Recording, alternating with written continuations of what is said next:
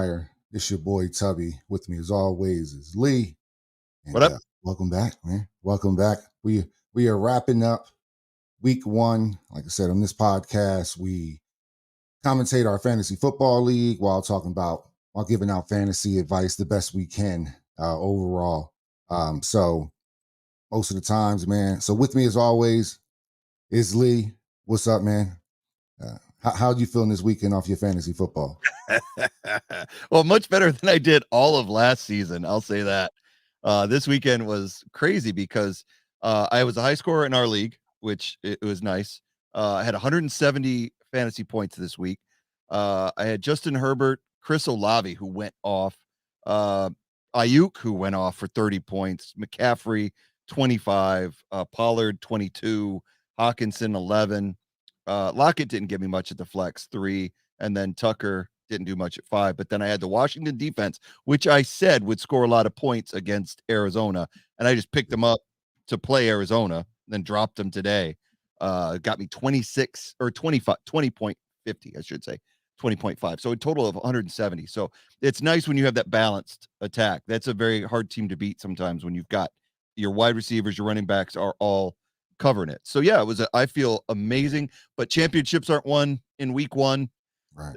You got to stay consistent. So you got to always be moving. I was looking at the waiver wire last night, even though I had a really low wire number. And I was like, where can I improve my bench so that I can maybe vulture somebody away from somebody else who's trying to struggle. Mhm. So the only pickup I made was I was able to get, I think it was Justice Hill. No, I didn't get Justice Hill. Who did I get on here? I got.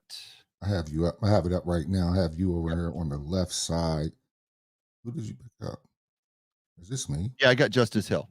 Justice Hill. I put in for a lot. Oh, that's right. Yeah, It's not showing your current team. you got Probably to go to if I week 2. You got to go to week 2. yeah, if I go to week 2, they'll Yeah, so show I I, you. I wanted. There was a lot of players. So like I say, for fantasy guys out there who are looking at the waiver wire today, if you're looking at it today, then you're probably late Right, because it's one of those things. Wednesday is when all the transactions drop. right, right. But if you're in a league where people aren't quick and have things going on, there's a lot of week one talent that as fantasy football fans, we all kind of jump the gun and try to snatch up because you never know. Of course, so many big things happened. You had the Aaron Rodgers injury, so you have those guys that are scrambling for a quarterback if they drafted him. And then you have the J.K. Dobbins injury, which is huge. That's why I went after Hill. But there's also Gus Edwards to take into consideration when you're thinking Baltimore running backs. And I like the fact that Hill got 2 touchdowns on Sunday and he Yeah. didn't get a lot of yardage. I think he had like 9 yards. That was his whole output. But Mhm. it shows me that around the goal line, Hill may be the guy. So I took a chance. I wouldn't start him. I just want to Mhm. see what he does and keep him from other teams. Because right now, my running backs are Christian McCaffrey and Tony Pollard, and then I've got DeAndre Swift and David Montgomery that I could sub in if I needed to. I like what David Montgomery did in week 1. Not sure I'm willing to start him yet as a flex, but I might, considering that Lockett didn't do anything for me in week 1. So it was a good weekend. I tell you what, it's great to have football back. I'm loving the new YouTube 4-screen feature. I had 4 screens up on my 85-inch, and then I had another TV with 4 screens up. Man, I was giving my eyes were just like bouncing back and forth in my head trying to follow everything, but it felt so good. And it helps when you win in fantasy. I think that makes the day better when you're sitting there and you're like 30 points down. As a fantasy football guy, it really stresses you out for some weird reason. yeah, You want to enjoy yeah, the games, but it's like the whole meme where you're poking somebody with a stick. Your team, come on, do something, guys. yeah, But yeah, it was good. yeah. How, You went up against White yes. Rhinos this week, who just so happened to be watching the games right with me. Uh, that was crazy. He's back in Japan now, but yeah, he was. You thought, he sat there. We're watching the Bengals game, kind of off to the side. I think I had it up on one of the screens. Like you said, I had a quad screen up too, but then I may have been going back and forth. But I mean, Joe Burrow. I mean, how much of a big surprise that? Because you have Tyreek Hill that went absolutely boom. Mhm. And it was so crazy, because he was sitting there like every time we seen Tyreek Hill catch a touchdown, but we knew what Burrow had already did earlier that day, and it was just like, man, how are you going to overcome 4 points, from your quarterback? That puts you so far behind, man. That it's you need almost a miracle, and then you go on top of that, but she still would have beat a lot of other players in the league. Yeah, that's If you crazy. really look at the rest of the league, he still would have beat a lot of other players. That's how big Tyreek Hill Yes.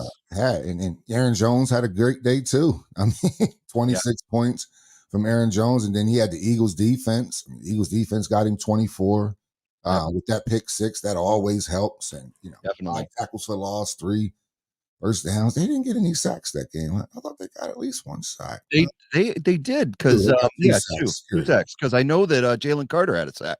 Yeah. I Two think sacks. Fletcher had the other one. I can't remember who had the other one, but Maybe this is all they could fit right here as far as yeah, these yeah, important it stuff. could be. It was a So there great you game. go. There's the Yeah, click right there. 2 sacks. There's all the point breakdown. it was a Um, great day for the Eagles defense, but you look yeah, at the rest though. Dalton Schultz gave him 2 points, Drake London 0. So even if Burrow would have put up say 34 points, he still would have lost because those 3 at the bottom, he just didn't yeah, get any production yeah. from the rest of his team. So yeah, it's interesting. Two of the things that I was surprised about the most, man, was DeAndre Swift. I mean, yeah, Swift with almost no production, and Drake London. Drake London more so than Swift. I can see how Gainwell got more reps than Swift, but this Drake London, what round it was Drake going in this year? But either way, man, he had to be a starter in most leagues.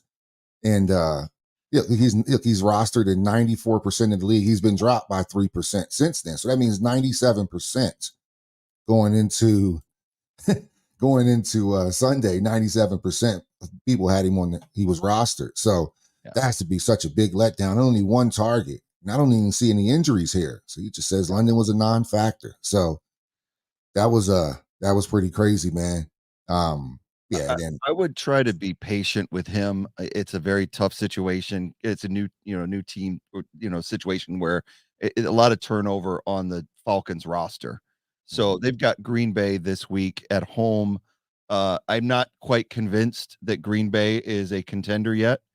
The Bears, I think, really went into that game kind of overconfident that no Aaron Rodgers. We're gonna run these fools, and it bit them in the ass big time. Love had a great day, but again, I'm holding out. I want to see 2 or 3 more games before I'm completely sold. So I mean, if you've got London and you don't have a lot of other opportunities, I would be patient. And then if he after every week 3 you're still getting donuts, then yeah, then you got to look at moving on. yeah, absolutely, man. Let's see. Pull this up right here real quick. We have a Darth question. So Darth you want to go with the Shirley. question here? Lee? It says, "I'm in a league where we draft a week after who you got." Oh, a week after number 1? Well, it depends on what spot you got in the draft. I'm telling you what, I in our draft, I got really lucky because I was the number 2 pick, and we had Mello's team. We had the number 1 pick, and he couldn't decide between Justin Jefferson and McCaffrey. And all I said to myself was, "Please pick Jefferson, please." Not that Jefferson is not going to produce. And again, it doesn't matter what league you're in. We're in a PPR league, so Mhm. points per perception is really big. But McCaffrey's that total package. And week 1, I think 49ers, if you look it up and down the 49ers roster, as much as I don't like them, they're going to have a bang up year this year. They're just going to be good. Their defense is going to get them the ball back. So you can't go wrong with McCaffrey in the first round. It covers all kinds of leagues. And then of course, the guys that we thought were going to show out in week 1, the top draft picks like Jefferson, in guys of that ilk, Tyreek Hill, they Mhm. all had great week 1s, so I think they deserved it. The bust in week 1, of course, I mean, we had Kelsey that had to sit out. You had to suffer that. Mhm. Cooper Kupp, who's now, 4 weeks out, so those are bad. But if you're drafting right now after that week and Cooper Kupp's, I would definitely try to get Cooper Kupp like the 4th or 5th round when nobody's expecting it. But if you wait too long, somebody's gonna do that same strategy and grab him around the 4th or 5th round because he's gonna play in 3 more weeks. So Yeah.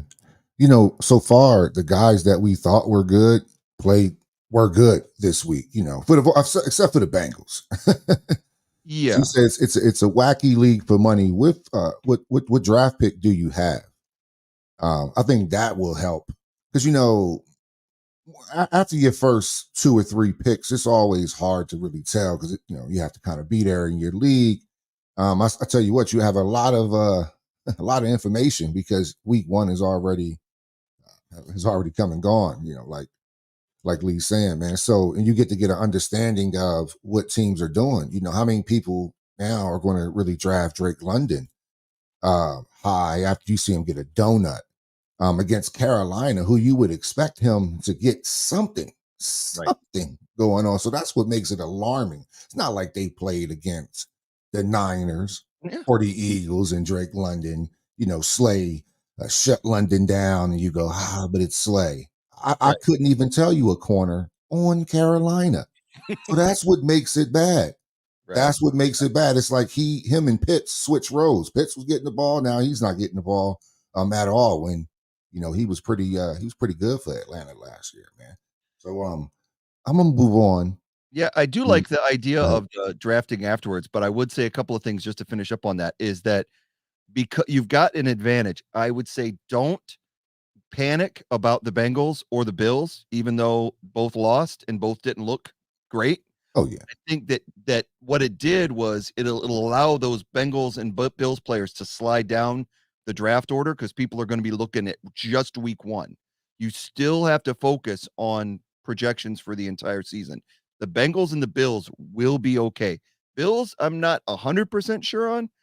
That was a very rough start for Josh Allen, but I think that he'll be fine once they get it into the schedule. This first week of the NFL season is it's preseason for a lot of teams who didn't really play a lot in preseason. So we've got to really get 2 or 3 weeks in before we really know what we've got out there in the fantasy world. So again, use that to your advantage, make a tick mark by those players because a lot of people are going to be passing on them early because Jamar Chase didn't show out, because Joe Burrow didn't show out. So they may be available later on. Anyway, that's all I would say about that. I definitely don't think anybody's going to panic on those two teams. Stephon Diggs is still going to go high. Josh Allen is still going to be a starter in most people league. Because at least he's throwing the ball. It was a horrendous day. And it was just like no reason for it. At least, with Burrow, you can go, it was terrible weather. But then, both teams, like they say, both teams play in the same weather. So, but I don't think nobody's going to be down on Jamar Chase.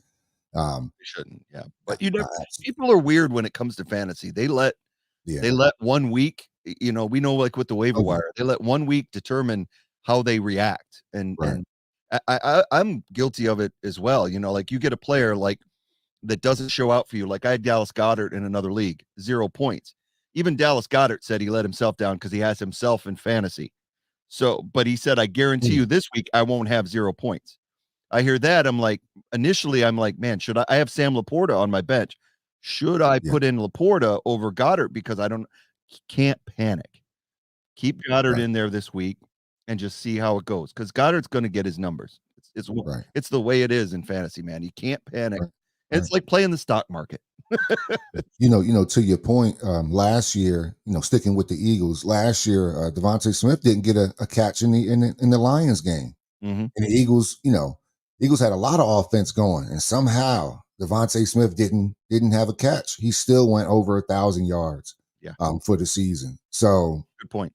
When it comes to the Eagles, week one, there's no telling. It's not going to dictate, the rest of the year. So on to my matchup.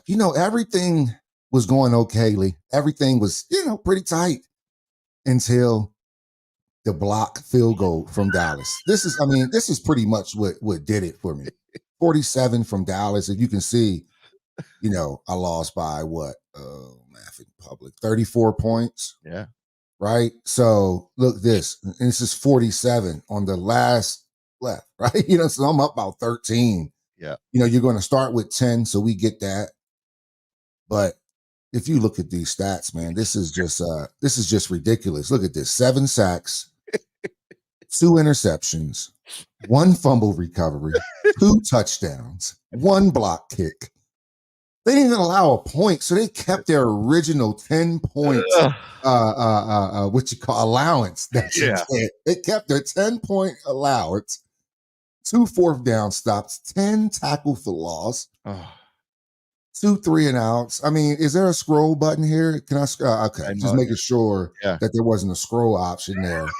That was the most ridiculous performance I have ever seen from the Giants. More so, their stat sheet was like War and Peace. It just keeps going on forever. It's I mean, I just don't. And I mean, and you look now because you have all this AI built in and everything, right, Lee? So you have the whole AI recrap. I'm gonna call it recrap. Look at this. You even get a grade now. I got the computer grading me as a D. I got crushed Lord Vader's week 1. If you guys haven't figured it out by now, I am Lord Vader in this fantasy football league. And just man, that last one just killed me, man. But just going around the league, like you mentioned earlier, highest score went to Hurts When I Pee, which is also Lee. Lowest scoring team was Will. Best performing player, I'm not surprised it was Tyreek Hill. Worst performing player, I'm not surprised it was Dallas Goedert. Again, this is week 1, so high score is always going to be in first place. And same with last place. And the largest margin of victory was also with Hurts When I Pee, man. So and the slimmest of victories was Gustavo's rad team over Chirac Soldiers. Yeah, man.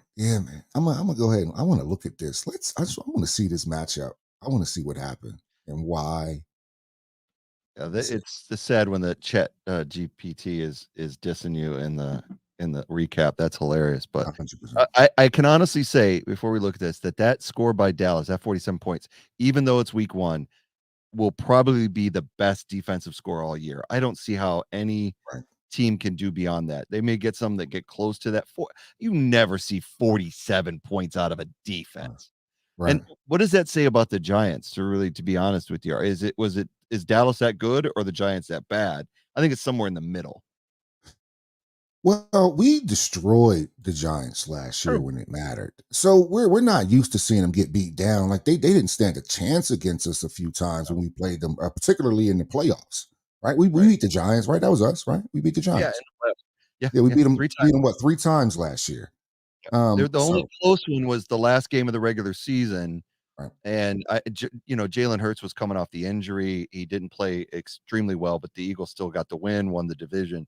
But the game earlier in the season and then in the playoffs we're dominant. Okay. Yeah. Now I'm with you, man. 47 is going to be tough to beat. I just hate that it happened against me. I mean, that was just.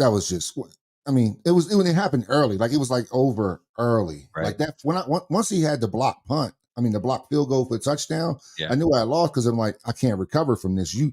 Those points are going to stay. They don't get taken off. And I was only up by a few points as it was. So even if he would have lost all 10 points from, not letting them score, I would have still had a rough day, man. But Mahomes, the pick 6 from Mahomes, coming into it, I was kind of not kicking myself, but damn, man, that Kadarius Toney drop for the pick 6.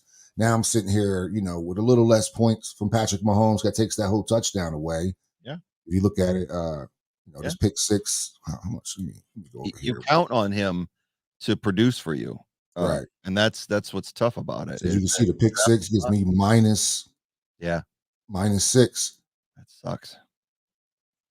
Points. So I thought that was difference. Like, man, maybe if I didn't get the pick 6, I wouldn't be in this position. And because the pick 6 it was just a bad throw by Mahomes. I'll just live with it. It was like unfortunate because it went right through Kadarius Toney's hand. That's what made it a little salty.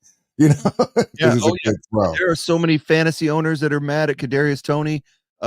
Everybody. There were people in the chats that I was in that was just like cursing his name. But again, I don't think that there's any reason to fear Kadarius Toney going forward. It was week 1, and it was a lot of the time the first guys on the field, and I don't think he had stepped on the field much in the preseason, if at all. And so rust, and it just looks bad. So you be patient. this week, we'll see if things don't turn around for a lot of these guys. Yeah. Do you think preseason had much to do with a lot of it? I do. I mean, we shortened it to three games, so a lot of teams, kept players out because they were afraid of injury. And so these players didn't, they got maybe one or two series a game. What's odd is that Aaron Rodgers played a lot in the preseason, comparable to other teams, and yet he goes out after 4 plays on Monday night. And so you can never predict when an injury is going to occur. It could happen at any time. So get these guys some. I know as an Eagles fan, I wish they would have played their starters a little bit in the preseason. I'm glad they won, but now you have to turn around and play again on Thursday night. So that's going to be really tough, and it will affect the fantasy value of a lot of teams because For sure. both Minnesota and Philadelphia are coming off of short weeks. So they're both going to be gassed trying to. The Thursday night thing really puts a monkey wrench into a lot of stuff. For sure. The only positive I can see from it is that we get it over with. Yeah. Um, Amen. it's our only one of the year. We get our Thursday night, boom, and we're out of there. We're we're to the house. Yeah. Um, so that's one of the things that kind of helps me, man. Um, you know, and then the rest of the year, and then you have that because hear me out. Just my little synopsis on the Eagles. I didn't expect anything. If any, only person really to blame or to point a finger at walking away from that game is not even the players. It's Nick Sirianni. He ultimately he's responsible for having the team ready to go. So no matter what looked bad, it's really just on him because he makes all those decisions to not even play those players. You can look at reps being rusty. A lot of two things on our line, particularly like Lane Johnson, uncharacteristically giving up pressures, like Yeah. 5 pressures in the game. I thought Lane was getting beat. I was almost shocked. I was like, damn, that right side is getting whooped over there. Cam And then, Jurgens did not look good either as the guard, and this is supposed to be our future center, so that yeah. was that So the was right side was a little shaky. You didn't really see, even though Johnson wasn't still credited with the sack, it was a lot of pressure, a lot of heat off the right side until they brought Goddard over to chip a little bit. Mhm. So I'm like, man, they're rusty. Our line wasn't really getting off. Like Hassan Reddick was just getting. You didn't really see number 7 a lot the game. They were kind of getting stifled a little bit, and I think a lot of that has to do with reps, especially on our offensive line. So then we have this short week, and then it's kind of like, you're really just. I'm not even sure how much tape they've watched of the Patriots game. They probably just getting ready for the Vikings. Yeah. So you're going right into Vikings. You got to get treatment, right? These are still, they just cover the whole game. You have to get treatment, then you have to get your assignments, prepare for the Vikings. Yeah, it's as a home game, so at least you don't have to travel. That's a minus for the Vikings. You can at least wake up in your own bed next day. And then the Eagles have that 10 days off. And then week 3. I'm gonna start to judge the Eagles about what they do in week 3 because everything should have been cleaned up by then. I expect everything. I mean, you look around the league, man, a lot of quarterbacks play really, really bad. And it looked really, really bad around the league from the spot. Really only like Tua played well. Purdy played well. But the Niners defense was so crazy that it looked like Pittsburgh could do nothing. But anyway, that's my little how I feel about the Eagles and when I'm gonna start judging. Week 3, after the week 3 game, who do we have? Monday night against the Buccaneers. So So that's 11. So that's 11 games off. That's 11 days off, right. right? It was 11 days, right? Yeah. And you're playing a team that you should beat. Right. To me, that's the measuring stick because if you still aren't getting to Baker Mayfield by that time, if we still don't have the offense flowing by that time, that's when you start to go, okay, I'm still not a panic time, but it's when you start to hold your team accountable. I expect everything I almost saw from the Eagles for the most part. Even the fumble by Jalen late, like because you haven't been hit since February, bruh. Yeah, exactly. Now you're just running around, and these guys aren't playing, man. These guys on that defense have been fighting for their job. So yeah. yeah. I don't want to talk too much on the Eagles, but I will say Mhm. this: as I agree with everything you say. But Brian Johnson is the first year as an OC, and I think after the Eagles got up 16-0, he took the foot off the gas. Like we talked about earlier, the field position was bad, so you're going to play a little bit more conservative. He went ultra conservative with the play calling. Jalen Hurts missed some reads. They were, like you said, they were getting a lot of pressure. They had the 5 3-and-outs, which hasn't even happened to Jalen since he's been an Eagle. But in the second half, I will credit Brian Johnson. He went pass heavy. He put Jalen in the shotgun. They were doing a lot of 5 wides, trying to catch the Patriots off balance.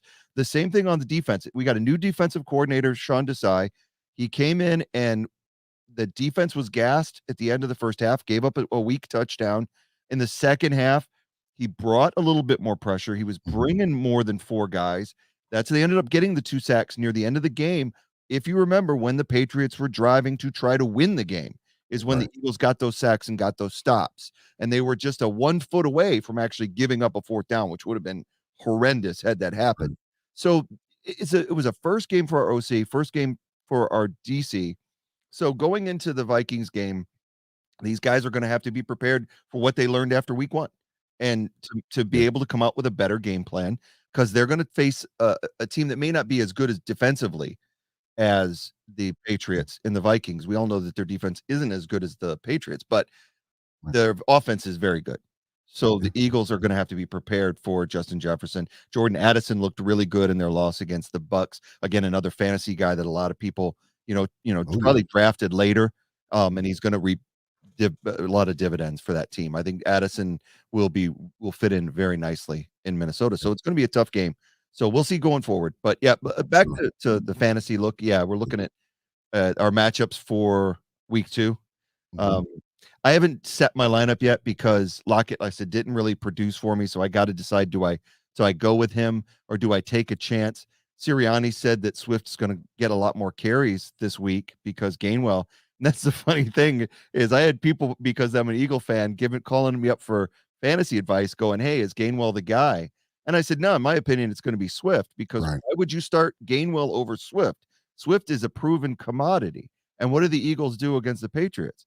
They give Gainwell the Lions carries. What, Swift had 2 carries? And now Sirianni said that won't be the case. Yeah. He said it won't be the case this week. Yeah, 1 carry for 3 yards, 2 targets for 1 catch, and no yards. Touched the ball twice. Yeah, I was very, but here's what was crazy, and we'll move on. It's so hard not to talk about the Eagles. It's like you had Gainwell a lot very early on, and then you didn't see him really for the rest of the game. But anyway, it's like that. It was so heavy the first drive. I was like, dang, Gainwell must have really had a great camp. And then you just didn't see him the rest of the match. Oh, so with the fantasy, so week 2 is here. Yep. Hopefully you've gotten what's his name, or Pacheco, the Rams wide receiver that everybody is trying to pick up.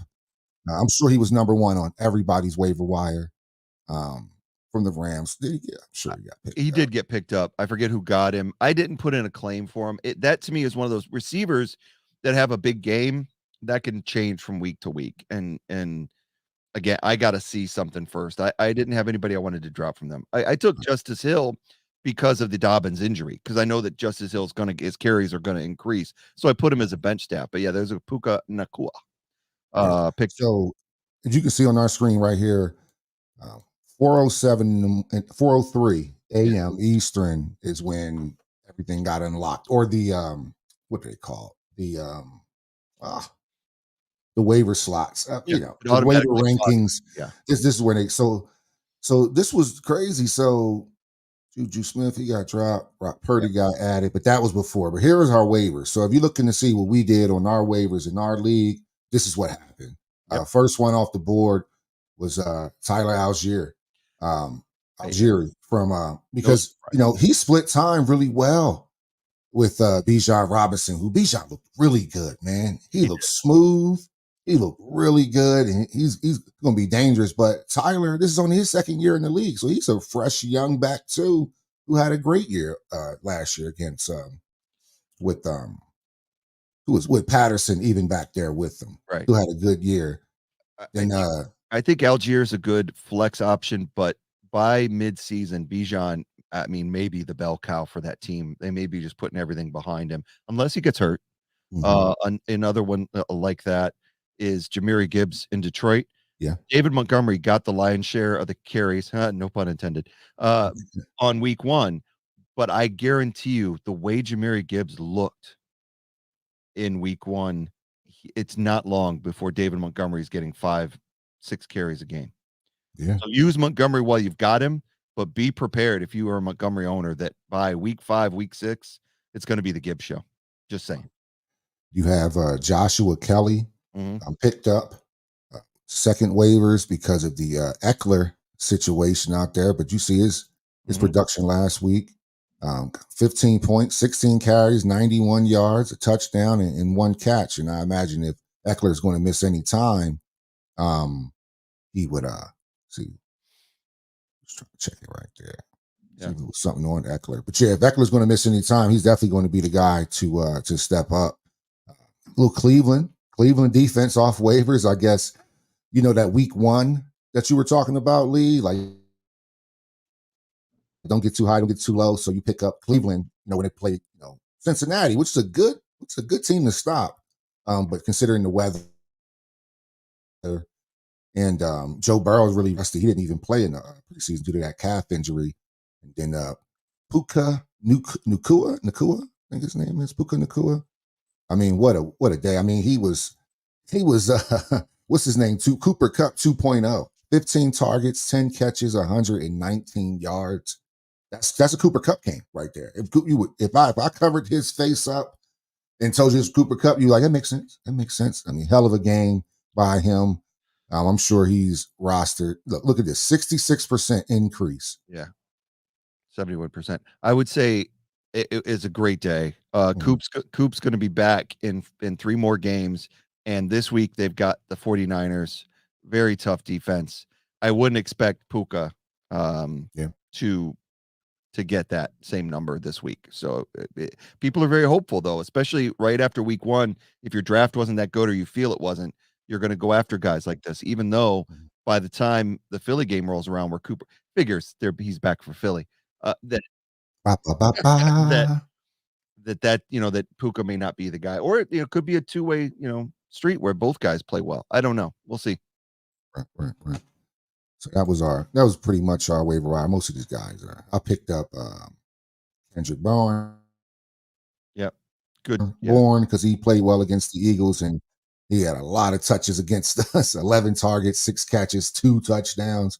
So quarterbacks tend to go back to the people that they can trust, and it seems like he can trust him. So going forward, hopefully he's the new guy. I'm out there and I pick somebody up. I would say a couple of guys that were solid, could be solid, is Kyren Williams. He outperformed Cam Akers in the Rams lineup. So we've got people that I know somebody picked him up. Here, yeah. White Rhinos. And that's, he had 15 attempts for 52 yards and 2 touchdowns. So he's got potential because he definitely was the goal line guy. Well, Cam Akers was 22 for 29 and a touchdown. That's not inspiring. So that's a big deal. Right. So Kyren was good. I also liked he's Shaheed right there. Outcast picked him up in New Orleans. I watched some of that game, and I tell you that the New Orleans offense, their schedule is very weak this year. So they're going to play a lot of teams with, well, you look at it right ahead. They're playing the next week. They're playing Carolina with the 32 ranked pass defense, and then Green Bay right after it.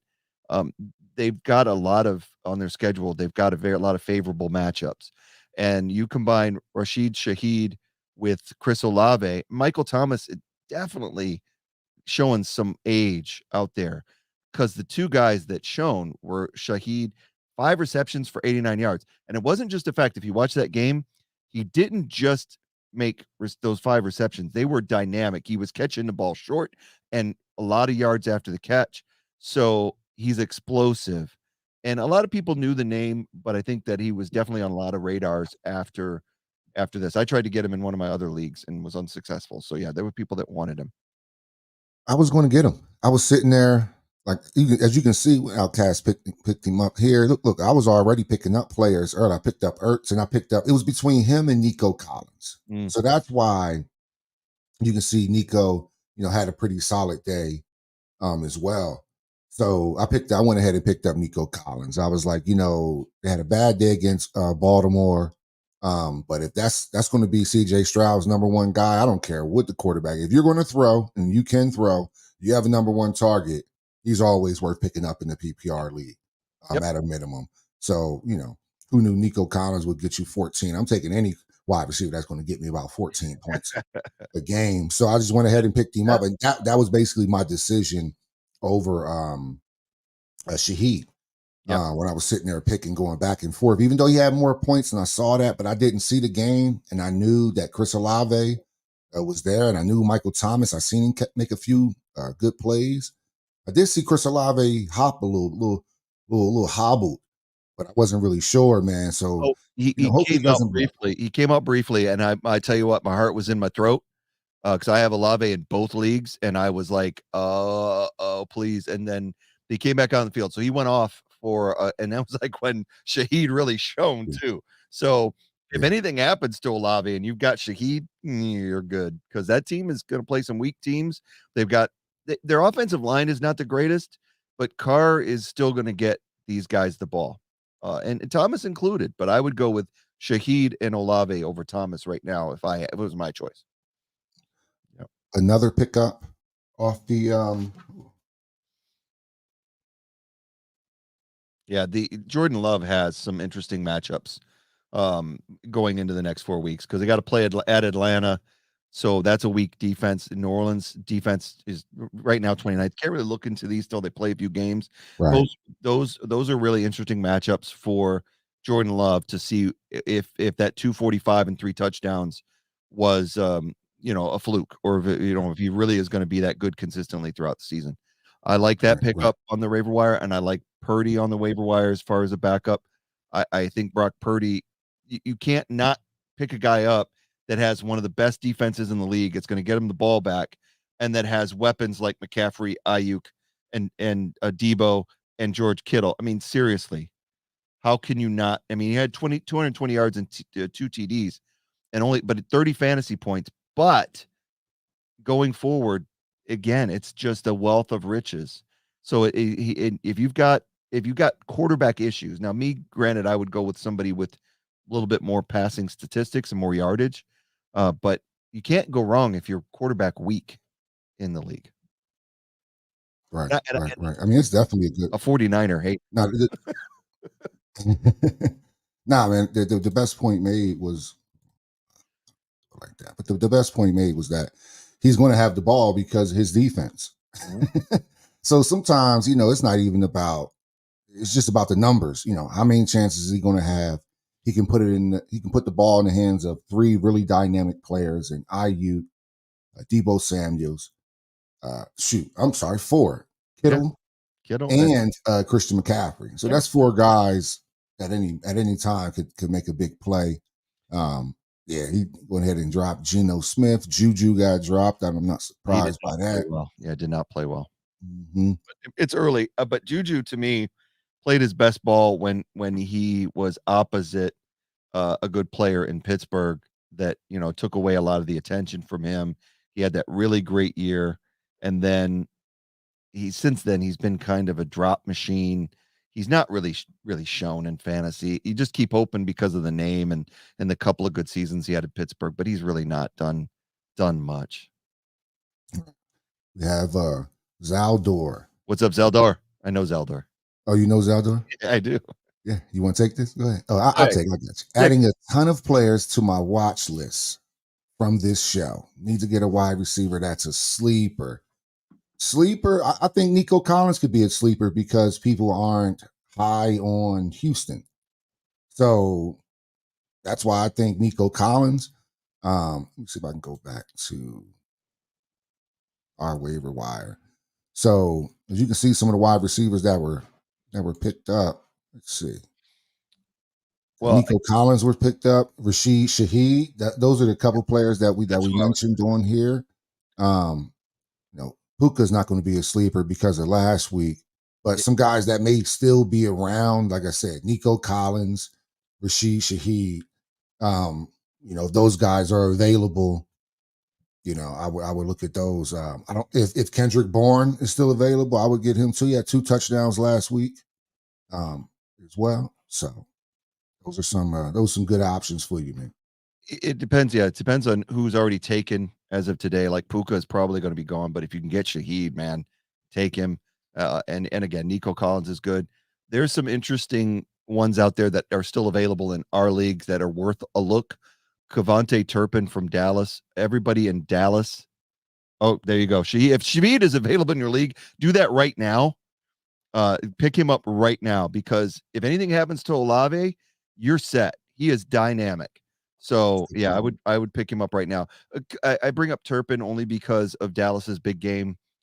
And they can spread that ball. We know that Dak, as much as we rag on him, he could spread the ball around. So it's not just going to be the CD show.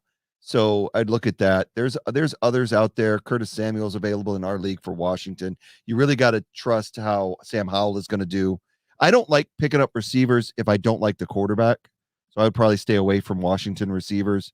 Anybody that I'm not completely sure of. I'm going to look at teams that have an established, really good quarterback. Like in our league, River Craycraft's available, who's a wide receiver for Miami. I love Tua. You look what he did week 1 with Tyreek. Tyreek went off, but somebody is going to get those other targets when teams start doubling Tyreek or trying to.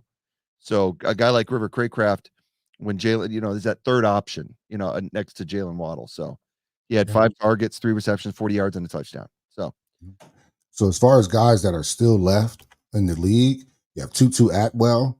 As far as based off of their past performances of last week, 119 yards for Tutu.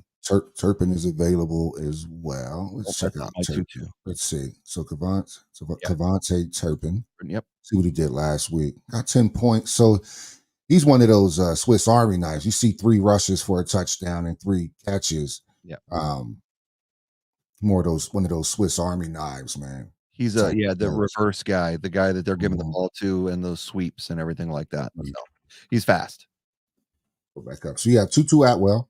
Like I said, with all the Puka's getting a lot of attention, but I mean, this guy has 6 catches for 119 yards as well, too. That's nothing to sneeze at.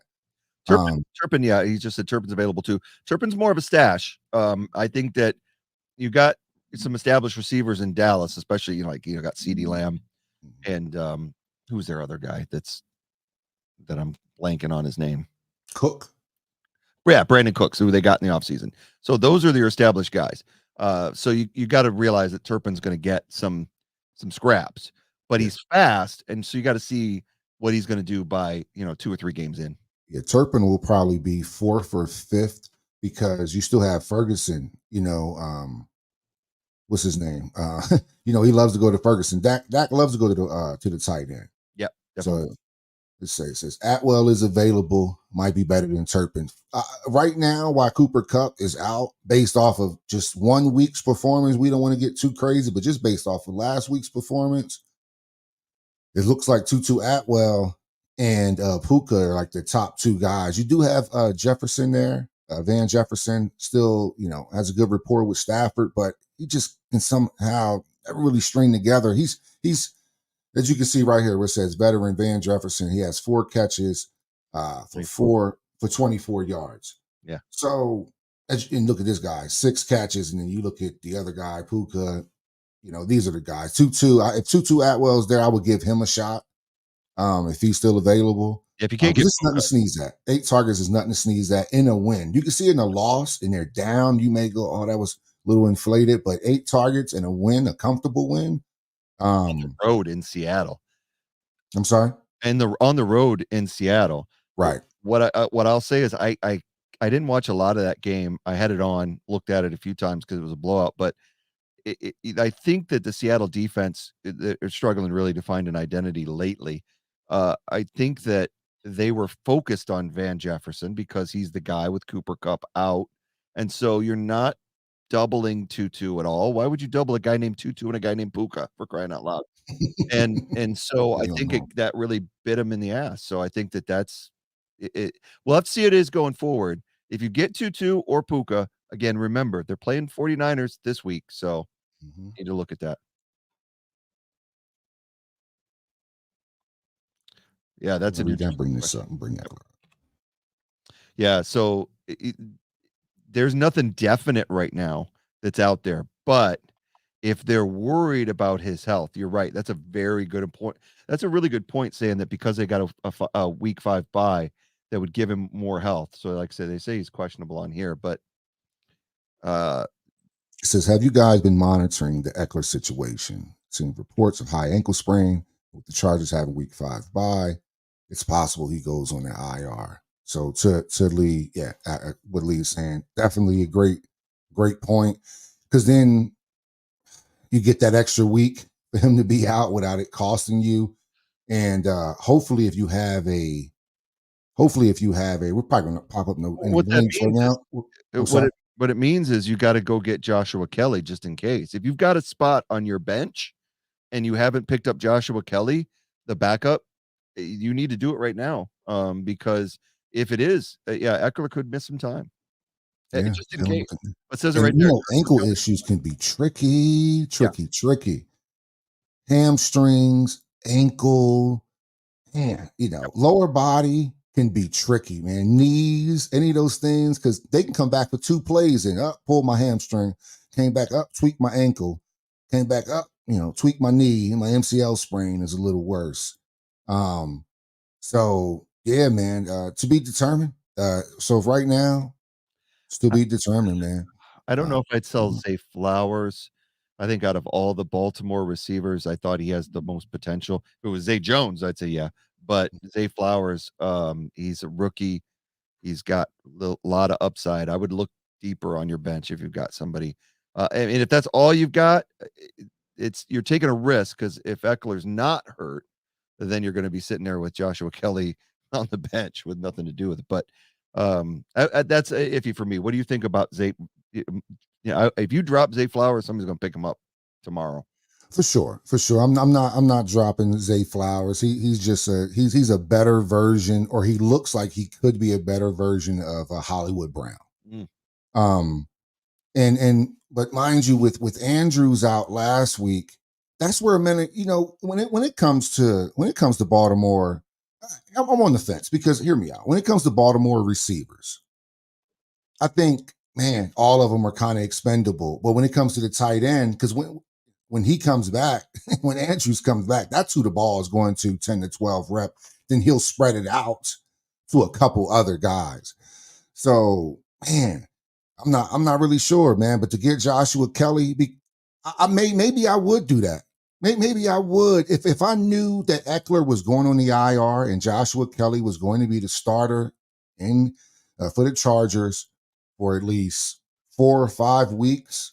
It could be worth it. It could be worth it Yeah, I would because see. Baltimore is still a run first team. Right. It's a good point. I think somebody is going to get the catches other than Andrews. A lot of Mhm. people like Bateman. I think out of Sure. all the players at wide receiver, I think it's Zay Flowers, but uh, he's playing the guy with Kelly this week. I thought Yeah, I he's thought he was looking at. available. Oh, so he's saying he would trade him if you try to trade him. Maybe that's what he meant when he said he'd Right. sell Kelly for Flowers. You have T Law, he has Kirk, and you won't give me Kelly. Well, yeah, his reason. Right. I There's a wouldn't either. reason. Yeah, I wouldn't I either. wouldn't either. I wouldn't either. So sound like you in the league Yeah, with some people that's I not I taking had those fast somebody, ones. wanting to trade Deebo Samuel straight up for Brandon Ayuk this week, and the thing is that Deebo is great, but I had Deebo last year, and it seemed to me like Ayuk was getting all the targets, and we're in a PPR league. Deebo will get you a catch, a run out of the backfield, maybe a TD here and there, but Ayuk, you saw week 1, a lot of points for Ayuk and 2 touchdowns. And so, the guy's excuse was I've had Debo, every year for the last couple of years, and I Hmm. really want him, and I'm like, "Oh, that's sweet." And then he's like, "No, seriously, I want." I'm like, "You're Sounds like a trying to personal problem, trade buddy. me a guy that had 10 points for a guy that had 34." And so I sent him Right. the little pouty face emoji, and I said, "Dude, that ain't happening this week. Maybe if the thing flips next week and Debo does the 34, maybe I'll think about it, but not right now." Absolutely. And he said, Yeah, that's the thing. yeah. I'm contemplating betting on Eckler going on the IR or going on IR. The moment it's announced, though, Kelly will be untouchable. That is for sure. But fantasy football, man. It's always you have week 1, all the speculation, and then you have next man up. And every week you're going to be second guessing yourself. because it's always about the next man up. Oh, yeah. I noticed that last week, and I meant to tell you, Really? Tubby, that, Beautiful. it's set up for, like, parental restrictions. So I was gonna comment on our own stream, and I couldn't, so thanks for pointing that out because we need to get that going, and then we get a little bit more because I know a lot of people are watching it on YouTube or Twitch. And this is one of the thing about the we Yeah. wanna say about the fantasy waiver wire. Tell your friends because we're not a pay for advice. We're guys just like you that love fantasy football, and we kind of absorb it. So we're going to give you the same advice we'd give our friends. Well, not the ones in the league because we try to keep our own opinions to ourselves going into the matchups. But we like to give advice. We like just to Yeah. talk fantasy football. So we're not going to ask you to subscribe if you don't want to. We'd like you to, but we're not going to ask you to pay anything if you do subscribe. We just want to, your opinions and kind of bounce the stuff off of each other and make this a good fantasy community. So that's my pitch for that. So yeah, we'll get that fixed on YouTube so that Yeah, more man. people can. Yeah, yeah, I saw that too because I went to go comment, and then if you notice, I was able to take it off. I just got to look at the settings. I'm sure it's Mhm. something in there that I have to look at. Got a message from Zaldor. Should I trade Browns, Devontae Adams for Puka, Titans, and Stevenson? Browns, Devontae Adams for Puka, So Titans. I'll give you my opinion. I know Devontae had a decent week 1. I'm not a big fan of Garoppolo, so I think there's some upside. It depends on what you have at wide receiver because you're giving up a wide receiver, and I'm sure you're talking about Ramondre Stevenson. So you're giving up a wide receiver for a running back. Mhm. So it all depends on what else you've got. If you're running back poor, then this is a great trade because for me, defenses, I have the Kansas City defense in one league, and I forget what I have in the other because I really don't care. Oh, I have the Eagles in the other. I really don't care about my defense.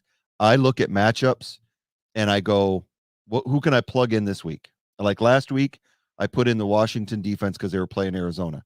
This week, what did I do? I dropped Washington and picked up New York Giants. Why? Because they're playing Arizona. Yeah. Arizona has a backup to the backup starting right now. So with defenses, if you're trading the Browns and the Titans, that's a wash to me. So I what did we're the really same looking at thing in here, another league. My yeah, bad, cut you yeah. off. I did the same thing in my other league. I picked up the Giants just to see how they do against Arizona. So what you're saying here is you're trading Devontae Adams, which is a great receiver, for Puka and Stevenson. So I'm taking the defenses out of it, and I think that's a fair trade. Ramondre Stevenson by midseason is going to out carry Ezekiel Elliott. Ezekiel had a decent week 1, but he's not going to be able to carry the load. He proved that in Dallas. He's the backup. So Stevenson's going to get the lion's share of the carries. I would do this because even though Cup's going to come back, there's got to be somebody on the other side of Cooper Cup, and I think Van Jefferson's showing his age, and I think one of these young guys are gonna, either Tutu or Puka are gonna be the guy before long. So I think this is worth a risk. I agree. I agree with Leo on that one. I would trade because you are at the end of the day you're trading Devontae Adams for Puka and Stevenson. Here is the only downside to that. Mhm. We don't know what Puka is yet. We've seen what he is in week 1 against the Seattle team. My concern would be you give up Devontae Adams, right? You get Puka, you get Stevenson's, great. Then 4 weeks later, 5 weeks, or even next week, Atwell's really the guy. And then now Van Jefferson is having a good game, and maybe Puka has 3 to 5 catches. We know, sure thing, that Devontae Adams is always going to be Devontae Adams. Stevenson, we don't know if he will. Zeke got a lot of carry. He got a lot of touches in that Eagles game. Got a lot of important touches in that Eagles game. I think the fumble hurt him a little bit. Belichick probably sat him down after the fumble. But to me, I would hate for Cooper Cup to come back and Puka disappears and Zeke Elliott's vulturing touchdowns from Stevenson and Devontae Adams is still being Devontae Adams. So it's tough, man. I think if we knew who Puka was last year, but I believe he's a rookie. So I think if we knew who if he established something, I could give you a better advice. But to me, man, I think you can still get a lot of points with Devontae Adams in the Browns defense. Um, and maybe see maybe pick up Atwell or something, Tutu Atwell, and then see who's the guy there. You know what I'm saying? Hey, Buck. See who's the guy there. So that's just my advice, man. You know, so, nah, Oh, so you I were just waving at me? walked You in. were waving at me? All right. No, so I just walked in. You know, I was on. I But figured. Well, uh, this goes but back nah, to the so Kelly. that's those are my concerns. This goes back to the Kelly situation, and it is a gamble. And fantasy Right. football is a gamble because if you wait for Puka to be the guy's not going to give you Puka. And it's the same thing Right. with Kelly. If you wait for Kelly to be You're right. the guy's You're not going right. to give him to you. So do you take that chance? And so that's when you got to do the risk reward thing. And I go back for me for Adams is, and this is just a bias, is a personal bias. I'm not a huge fan of Garoppolo being able to consistently get the ball to Devontae to get him enough fantasy points where he's a factor in your league. Mm-hmm. So to me, it would be worth the gamble if I had Adams to get a potential big name, and Stevenson, who is the starter, a starting running back, and Puka. I would take the chance, Aldor, but again, at the end of the day, it is poker. You've got to figure it out. Now that is the best point. I guess if you do wait until he does become established, you may not get him. But Devontae Adams is still Devontae Adams. Maybe you still can, but it is tough, man. It's tough. It's tough when it comes to so who is the next man up in Miami? Mostert DNP with the knee injury. I know you watch a little bit of the Miami games. You know, bring up Miami. Sorry, I had my thing on mute because I try not to jump over you if I can. Yeah. So there's a few running backs out there. There's no one that's like my son's a big Dolphins fan. So if we look at their depth chart, they've got several running backs on the roster. Mostert is the guy, but let me go down here. They've got Devon a chain and Salvon Ahmed, Christopher Brooks, Darian Evans, Mostert.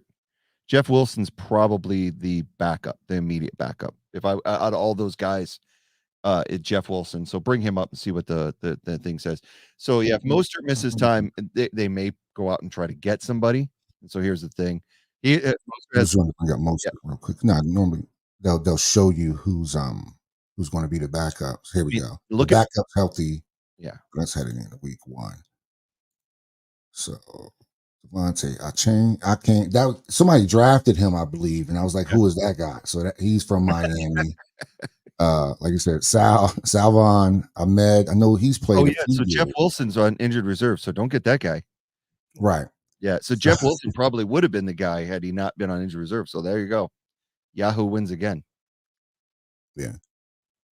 So Yeah, man. And that's why I was like, wait a minute, let me bring up Mostert. That way they'll give you the advice or tell you who's available there. So yeah, man, looks like Akane or Ahmed are your two. And this looks like, both of those guys are a little gimpy as well, man. Maybe stay away from Miami's backfield, see if you can go somewhere else until something cleans I, up. You get a little more. they have New England this week, and not only is that a great game, they were good run defense against the Eagles. So I would be careful with Miami this week. See who emerges in that game. But again, then you're going to be competing with everybody else. So it goes back to Josh Kelly. You got Alex Ingold who came in, and that's more of a Just 2 receiver. targets. Yeah. Yeah, I was just trying to see what he was able to do. Yeah. Some other stuff. It says, are you guys Eagles fans? We are. We are. What gave it away? Definitely. What gave it away? I have AJ Brown and Goddard on my team. Well, congratulations, man. Don't let week 1 fool you. Goddard is definitely on Jalen's list of people to target. I wouldn't panic. I would not panic. Even AJ Brown was a little salty in the first half, and then he got his. When you spread the ball around that much, man, people are going to get a little frustrated when they don't get it. But our top guys both ended up with the same amount of catches, and AJ Brown would have concentrated a little harder. He'd have had one more catch. But anyway, Yeah, I digress. But yeah, what should I do with DJ Moore? Oh my goodness. Again, this is we don't want to what do they call overreaction. We don't want to have an overreaction Wednesday, but this is pretty bad, man. 2 targets is pretty alarming. and This guy is like an all pro. yeah, pro receiver. At one point now he's getting 2 targets. That's pretty alarming, man. You see, so with 5 teammates getting more looks than he is. So, like I said, man, I would give it to at least week 3, man, before you give up on your draft. Anybody that you've drafted, man, unless they're injured or you just, don't feel comfortable with them at all, then I would move on. But I wouldn't give up until you see what happens, like till about week 3. Eagles being the biggest example. If you believe that Goddard isn't going to get the ball, you are crazy. You are crazy. Goddard, at least targets. Yeah. Whether he catches it, whether it gets to him, that's up to those 2 guys. But whether the play is going to be run to him, I think they will.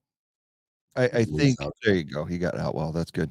I think with Goddard, one of the things I missed in the New England game was that screen pass that Steichen liked to do with Goddard, where that bubble screen where he would line up behind the 2 wide receivers and then get the ball. Well, he would line up in the slot and then move behind his blockers. Those were always great run producers because play producers for Goddard, because then he'd get a head of steam up, and he was playing almost like a fullback coming out of the backfield. Once he got the head of steam up, he'd go for 20 yards. We didn't see that once in the game. So I'm wondering if Brian Johnson does not have that in the repertoire. If not, he needs to get it in there quick. That was a huge playmaker for Goddard. And then there's just like the little things, like Goddard used to do the slants over the middle. I didn't see any of that. I saw a lot of Goddard going downfield, and Hurts just wasn't looking his way or missing him when he was open. So Goddard, if you didn't hear earlier, he said that, he has himself on his own fantasy team and he was disappointed that he didn't have any catches, but he doesn't plan for that to be the case against Minnesota. I have him in another league, so I will definitely be starting Goddard the next few weeks because I trust him. I think that he's gonna produce. This is just a bad week. Week 1 injuries are crazy already. D Hop, no practice. Aaron Jones, no practice. I'm not surprised about D Hop. D Hop, once you get these veterans, man, they get in their ways. They aren't practicing as much as when they were young guys. You can expect. I remember Devontae Adams used to do it almost every week in Green Bay. Questionable all week, maybe a little light practice, and then suited and booted on Sunday. You know, So I would take everything with a grain of salt, man, when it comes to D Hop. Now, Aaron Jones, maybe, but as I know he did get an injury in that game. Let me bring up Aaron Jones. So you remember who had? Let me just type in there. Go up to Aaron. Let me see what Aaron did. Hamstring. Officially did not practice. Unable to return at the end of a 35 catch and run. So it looked like AJ Dillon, man. If AJ Dillon is around, those hamstring injuries are real tricky, man, especially for running backs. I wouldn't be surprised if AJ Dillon, who is already a good running back anyway, so if they're not going to risk Aaron Jones getting hurt, but we'll see, man. We'll see. I would give it up to maybe Friday, right? See if he goes through the walkthrough on Friday and see how that goes. What you got, Lee? Well, I was going to say the same thing. It doesn't surprise me, but not so much as that their durability, but the fact that it's the first week of the season, and a lot of players feel like they've been hit by a truck, so they're not reporting to practice, so they don't risk further injury in practice and give their body another day of healing. When it gets really tight is when are they playing on Friday? Are they practicing on Friday for a Sunday game when Right. the final practice at least, so I would be okay if they might still be questionable, but did practice. I would be okay with that. So should I start Flowers over? I'm taking the DJ Moore at flex. well, that goes back to where the matchups are. So I would look at that more than anything. And you've got the Bears are playing at Tampa Bay. That could be favorable. And who is Carolina playing? They are playing at home against the Saints. So on a Monday night. So one of those things, or actually, sorry, now I'm looking at Carolina. I'm looking at Baltimore. My bad. Let's do that real quick. Baltimore's playing at Cincinnati. Right. So that's going to be a good game. Holy crap. I would, in that case, if I'm looking at that, in my opinion, I don't really know what to gauge from the Buccaneers defense. I do know that Kirk Cousins threw for a hell of a lot of yards against them in a loss. So what does Justin Fields do? My thing with Justin Fields is I think it was again week 1.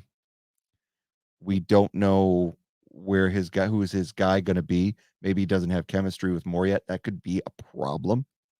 But Zay Flowers got 10 targets in week 1.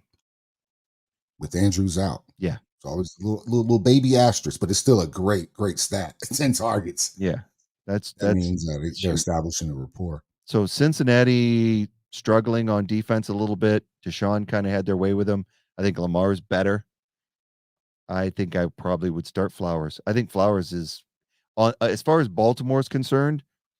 I think he's the guy. Bateman, yeah, I think that it all depends on who Lamar's looking to, and Lamar's looking to Zay Flowers right now. Right. And you have and Odell. I mean, he'll be, he'll stretch the field here and there, get a nice little possession first down, but I don't think they're running the offense through him. They're clearly all about Zay Flowers and Andrews.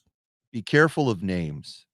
That's the thing you got to be careful of. Is a lot of people drafted Adam Thielen, this year. Be careful of names.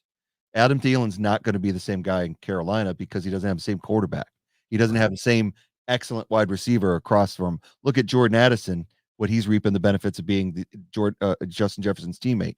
So be careful of names. Be careful of Odell Beckham, guys like Van Jefferson, guys like that are not, they're aging. And so I'm not to be an ageist, but if I'm in a draft in a league, I'm going to draft the young speedsters, the phenoms. I would take Shaheed in a league and Olave over Michael Thomas. Now, granted, Evans had a good first week. He did. But I wouldn't trust Evans going forward. I would look at Godwin more than I would at Evans. That's just me. Yeah. Mike Evans, he had a pretty solid and then he dropped one. He had a big catch, and he dropped one. He could end up having a 2-touchdown day. I think Baker Mayfield likes those big targets, man. He'll get his fair share. And with this last year being in Tampa, that's the only thing I worry about. Like, does he do the whole, if we're not winning, I'm just go ahead and sit out the rest of the year with an injury, quotation marks, and just keep it moving. It's funny, just to say why I looked up Carolina, and I'll tell you why I did instead of Baltimore is because my brain. It's funny how the brain works because I was thinking DJ Moore twice. I thought about him in Chicago, and then I thought he was playing DJ Moore in Carolina. It's exactly why I looked at Carolina because my brain was going, okay, we looked at DJ Moore in Chicago. All right, let's look at Carolina. No, it's Baltimore. Right. Just to clarify why I looked at Carolina because my brain goes out. So we looked at Lee's matchup earlier. He said he's still moving some things around. I'm talk about my matchup for the week. We can go ahead and get up out of here and make sure that we get that YouTube we're going to upgrade that YouTube. I think I know what's wrong. I think when I set it up, I may have clicked something wrong. Anyway, so this week, man, hopefully it's a bounce back week for your boy. Now I'm 0-1. Hopefully Kelsey comes back. That's so if you want to look at my bench, I do have Kelsey. Obviously, he missed last week. He is projected to play. So we'll see. Hopefully, there's panic in Kansas City and he rushes out there. Now, I just hope he doesn't re-injure anything. But I like my matchup when it comes to the quarterback position. Not that Jacksonville doesn't have a good defense because they're solid, but I think Deshaun Watson can, with that another division game, Pittsburgh. Actually, man, if they got lit up last week by Purdy, man, I wonder what Watson can do. So that could be a little bit of a concern with me. And on Monday Night Football too, that could be a bit of a concern there. But Mahomes, I think if Trevor Lawrence is throwing the ball as well as he threw it last week to Zay Jones, he had a lot of weapons. Calvin Ridley and Evan Ingram played well. Played well too. So hopefully Mahomes can have to throw the ball around a little bit more. But DK Metcalf against Dig, that's, man, based off of last week, I'm not liking it, man. It's 3 catches. I'm a little worried about DK coming off this game. It's Yeah. 5 targets, 3 catches. And even with the loss of a receiver, I forgot which one of their Lockett, I think, went down. And DK still didn't increase his production. I was a little bit concerned. So Diggs and Keenan Allen is definitely going to get the edge on this one when it comes to the wide receivers. But I have some sleepers. Right. When it comes to our running backs, man, I think he has the edge on the running backs as well too, man. I mean, Saquon's probably going to bounce back this week. If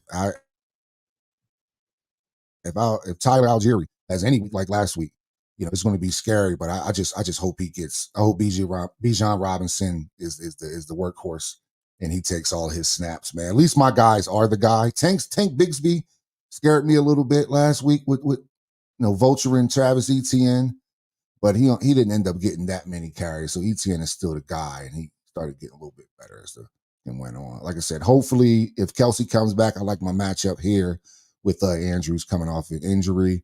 But if not, that can be a wash. You could see both these guys. Well, Kelsey and Andrews with like 20 plus, if they play. In the flex, man, what did Pittman do last week? Let me check this out. He didn't have a bad day. He had 97 yards and a touchdown.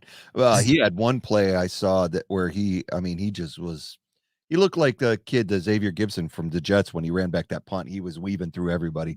Pittman is an explosive guy. Richardson didn't have the best of days, but man, Pittman made him look amazing. So yeah.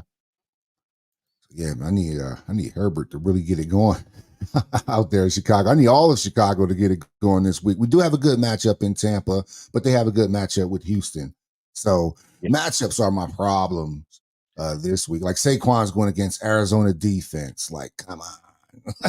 Etienne's going against Kansas City, but they have Jones back now. So to me, I'm a football obsessed, like so many of us out here. I'm in the pick'em game with you where we do the picks against the spread. And I've been running this picks against the spread game for the NFL for over 20 years that I've been running this thing. And I've noticed that week 2 in the NFL, week 2 at least, is always bounce back Sunday from week 1. And so teams get out and get surprised. It happens every year. Look at this. You got Patrick Mahomes coming back after the loss to Detroit. They are going to bounce back against Jacksonville. Seattle may not win against Detroit, but they're going to play better. These teams that lost week 1, they're going to play better because they still have a chance. They still have hope until they stop giving up the fight. I think Minnesota will play the Eagles and give them all they can get.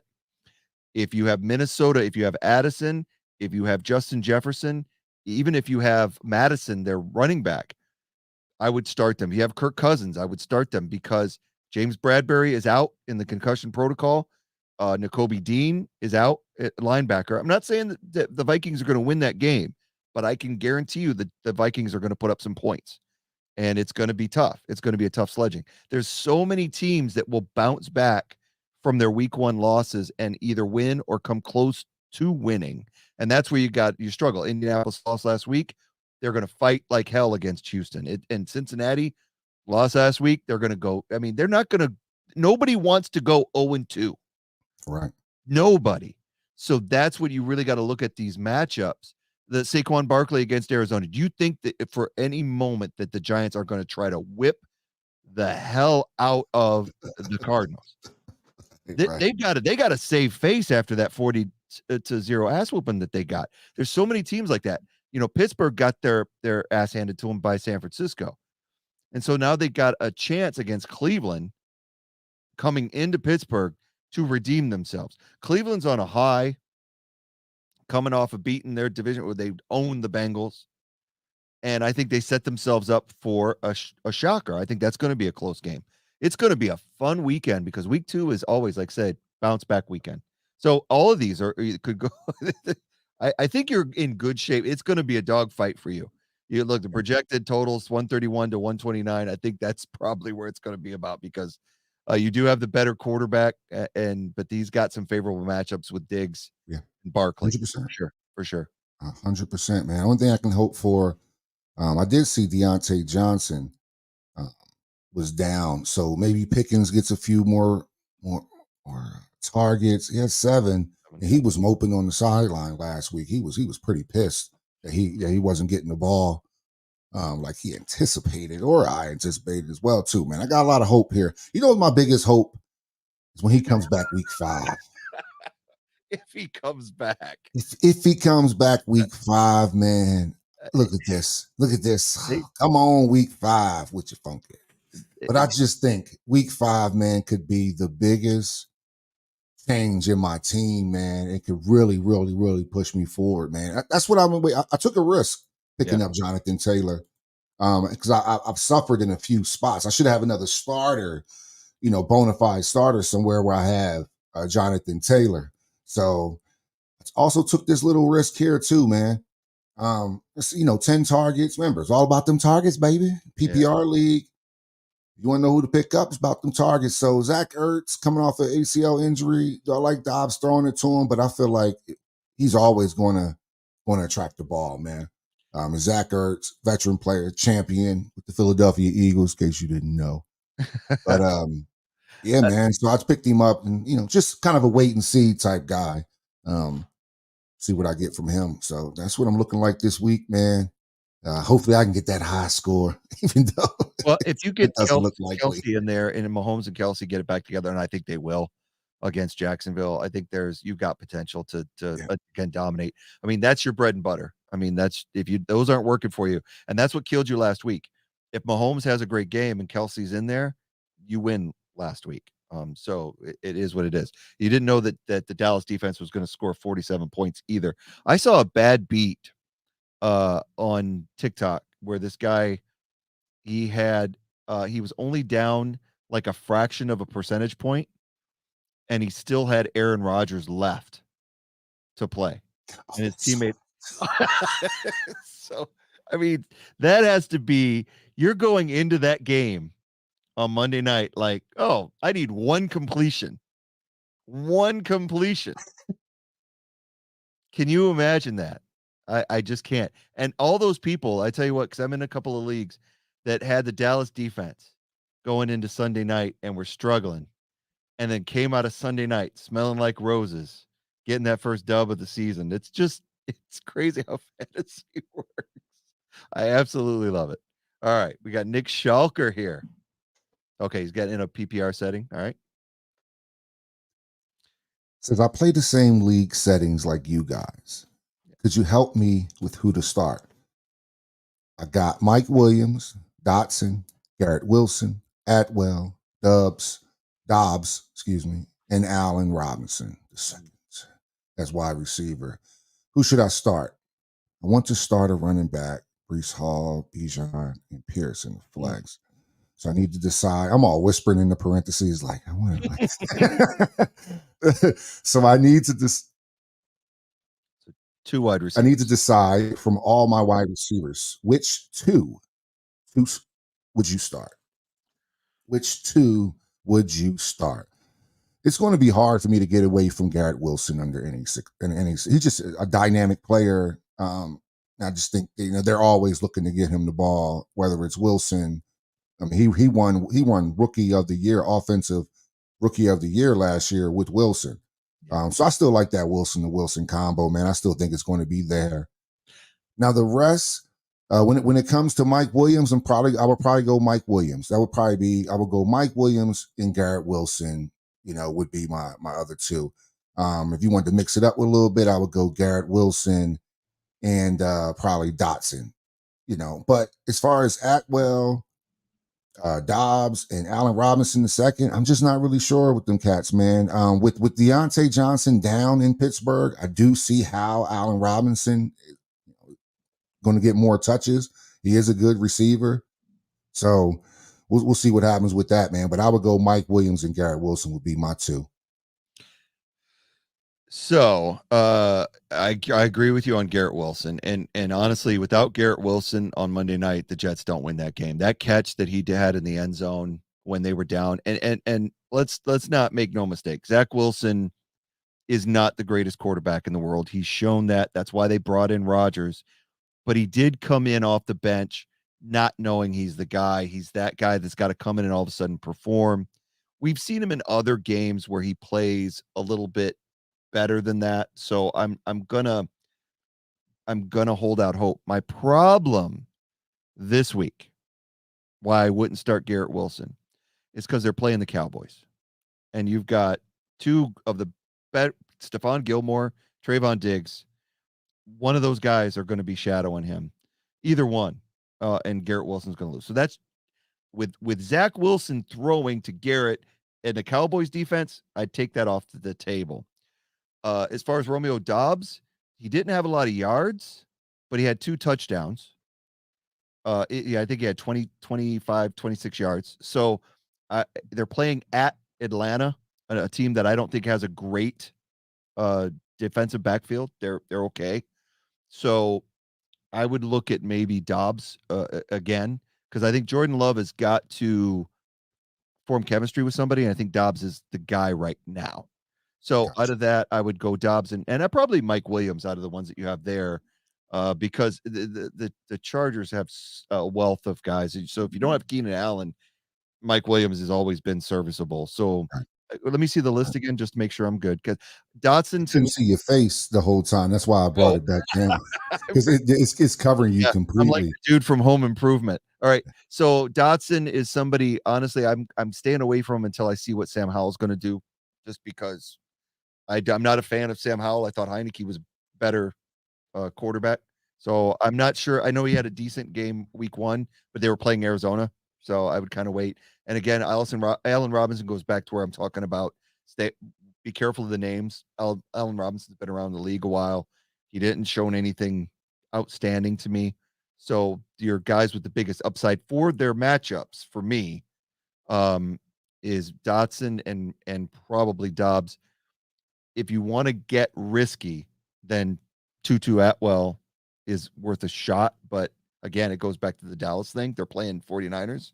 Do you really want to put Tutu Atwell against the 49er defense? Right. Probably not. So your safe bets. Let's see who the Chargers are playing. They're playing at Tennessee.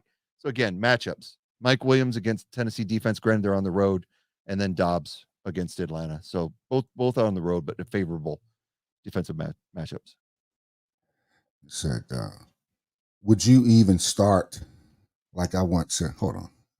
Would you even start like I want You want to Pierce? to Pearson flex? Is it me? Yeah.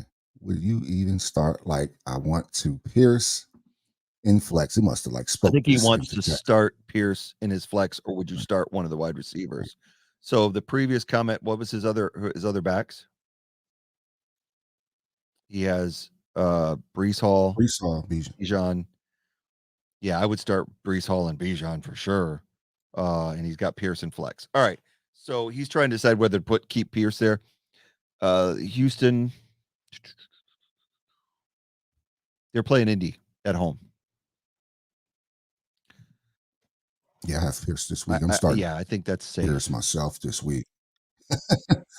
So that tells you how I'm feeling. I'm still going Pierce right now until I see something that happens. Otherwise, like I said, you see me right here. Didn't have the best game last week, but you should have more attempts and more points this week. And what's up? No, What you I got? was just nodding in agreement. I think that Pierce against the Colts defense, I'd give him one more shot, especially at home. I think I would give him a shot as a flex if I had him, and then keep Bijan and your other running back in there. I think you got a solid lineup. This the wide receivers. It's really tough, but again, you got to go matchups, and you're looking at the Rams playing 49ers and the Jets playing the Cowboys. Man, those are 2 of the top defenses in the NFC. And Yeah. if these guys aren't Justin Jefferson, so it's not like they can go out there and overcome Right. that type of matchup. So I mean, they might, and I'll feel bad if they do, but I just don't see that happening. Tutu Atwell going up against the 49er defense. I don't see him coming away with 100. Oh, hey. No worry, no worry. I was struggling with. I just wanted to make sure I read it right. I was like, man, No. but hey, I'm sure I would sound even worse in German, so so you don't have to worry about that.